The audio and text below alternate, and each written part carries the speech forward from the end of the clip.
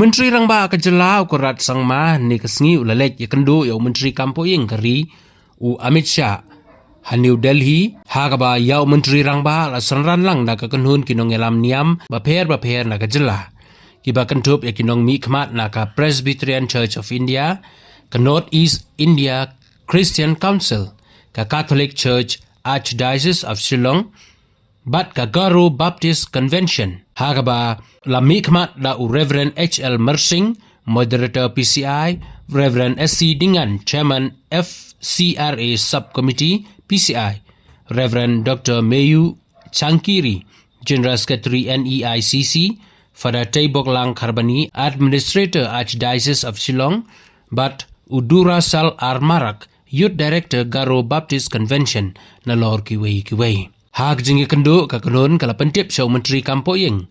Ya kejing sngau kya jong kejela habayade bat kikato kani kikendon jong ka Foreign Contribution Regulation Act kentup kejing terwa penkela. Ya kaan bat kejing ta jong ki ya kejing tray kam ki Balang ki jaka puli ki jaka le isnei bat ki jaka ai jing rap ya ki emlang kesalang ha kejela.